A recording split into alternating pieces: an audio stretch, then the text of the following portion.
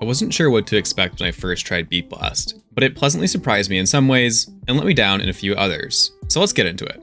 Beat Blast is a unique, minimalist, music-making roguelite with a bullet hell shoot-'em-up gameplay loop. It's not really a rhythm game per se, but rather it uses a repeating loop that you modify to create music in your attack pattern. As the run progresses, you collect nodes that you put into this grid. Your weapon fires automatically through each column of this grid, and all you need to do is aim and dodge attacks as needed.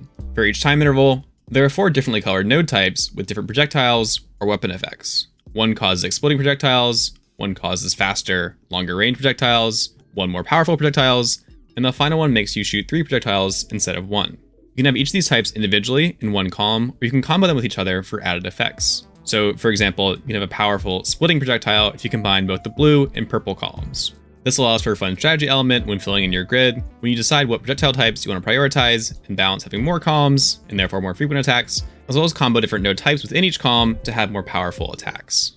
Outside of the projectile modification, each filled in node creates a musical note that is different for each row.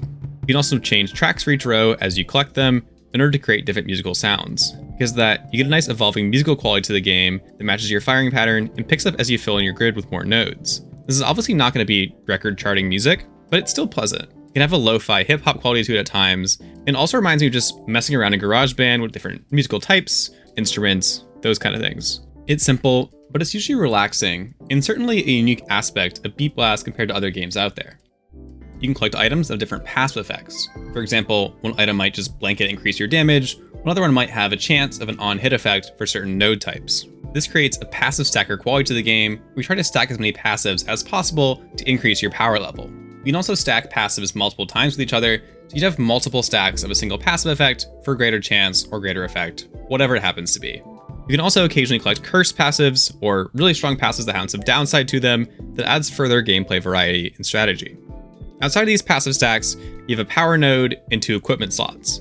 The power node is an upgrade that causes the first column of your grid, such as shooting more projectiles or causing projectiles to absorb enemy attacks.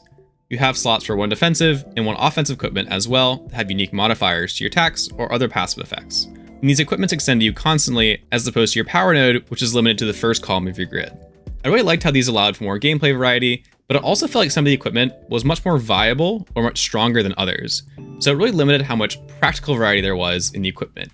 Also, I wish they could have power nodes on multiple columns instead of just 1. I understand why they did it that way, but I think that would have been more fun if I could stack a bunch of random, absurd power nodes together somehow, even if it was a different game mode or run modifier. I do have a minor complaint with the items, which is that some of them have slightly ambiguous or unclear effects. For example, one item gives your green nodes a chance of poison on hit, but it doesn't tell you what that chance is and how much damage the poison does. So it's kind of ambiguous of how useful the item actually is. As mentioned, the game also has bullet hell quality to it, but I think that it might be the most relaxing bullet hell game that I've ever played. This is partly because the enemy attacks are all clearly telegraphed, so it's never frustrating. You're never surprised by the enemy attacks. And this is also partly because the game and projectiles are just not super fast paced. It's not a slow game, but it is slower than some other bullet hell games out there. To beat the game, you have to clear 4 levels, each of whom have their own enemies, bosses, and mini bosses or elites. Like many other games, you walk into a room, clear out the enemies, collect a reward if there is one, and then keep going, repeat. I think that the game does a good job of giving you gradually harder enemies and bosses. That is to say, the game has a nice learning curve to it. There's never any steep jumps in difficulty. And the bosses are decently designed, but several of them become fairly trivial once you've learned their attack patterns. The elite enemies, or mini-bosses, generally feel like weaker versions of the true bosses and borrow some attack patterns from them as well. I certainly would not consider Beat Blast to be a top-tier bullet hell, but it was better than I originally expected in that element of the game.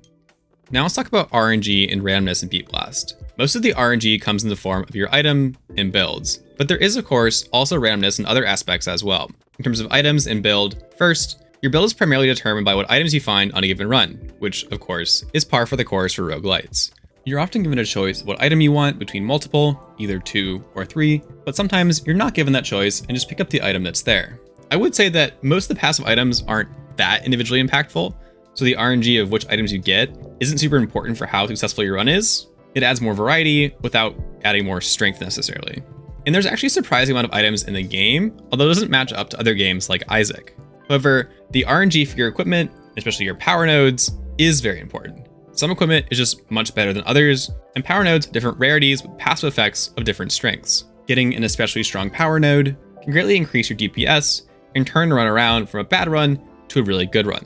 Still, I never felt frustrated by this, but I do wish that there was more variety with these power nodes and equipment. Because these add the most meaningful gameplay variety, more so than the items, the fact that this variety was limited had a big impact on how replayable the game actually was. Outside of these things, a lot of your build is determined by your node placement, which you could do exactly the same run to run if you wanted to.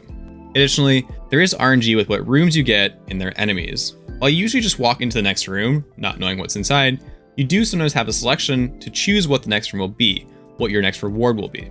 And that's a nice occasional counter RNG measure that's there. The enemy variety in this game is okay, but it's a little formulaic. Basically, each of the 4 areas have a couple of main enemy types, and you'll see all these enemy types on each run. But the enemy types in later areas are usually just slightly harder versions of enemy types in previous areas. This makes the game easier to learn, but makes there less true enemy variety than you would expect. The game adds more variety as well by adding color variants of all enemies. So each enemy can be different colors or types that have different effects. For example, yellow enemies explode on death. All of these enemy variety elements are nice, but it still lacks some of that true enemy variety that you see in other games. And that's maybe the biggest flaw in Beat Blast. So I would say the RNG was never frustrating for me. I was never annoyed by the RNG Beat Blast. It could really use some more enemy and item variety to increase that replayability, just add some more freshness to the game run to run. Now let's talk about cross-run progression and replayability in Beat Blast. The game has both a horizontal progression system and a customizable vertical progression system. For horizontal progression, you unlock new items, equipment, and power nodes with blobs, a blue currency collected primarily from beating bosses. These unlocks can include new passive items, new power nodes, new equipment, as well as a couple other random things. Because each successive unlock gets more expensive than the previous one, it takes a good amount of time to actually unlock everything in the game. As is typically the case for these types of unlock systems, where you unlock new items, most of these items just add variety, but there are a couple items you unlock later on that just feel more powerful than some of the starting items. So there is a little bit of indirect vertical progression there as well. The more direct form of vertical progression in the game comes in the form of customizable run modifiers that make the game easier or harder and modify your run score accordingly. You can choose as many or as few of these modifiers as you want for each run. An example of a modifier that makes runs easier is giving you more health, while an example of a modifier that makes runs harder is one that makes you take damage for touching walls. Outside of these run modifiers, there are no specific difficulty levels. There's no easy, there's no hard, there's no ascension levels to climb, or anything like that. However, there are 2 other vertical progression considerations as well. The first being your run score, as I alluded to earlier.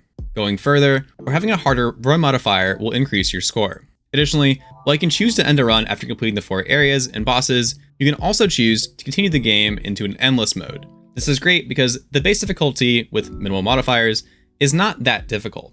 I think that I beat my first run in about 2 hours, so being able to go into endless mode is definitely a good addition to the game. That endless mode adds some new challenges, such as randomizing enemy types across stages, and giving the bosses and mini-bosses, or elites, new effects, new abilities that make them harder. So this endless mode actually does add some meaningful variety to the game once you've gotten there. Finally, if you're interested in that kind of thing, there is also a weekly challenge you can complete to fight for a higher score on our leaderboard.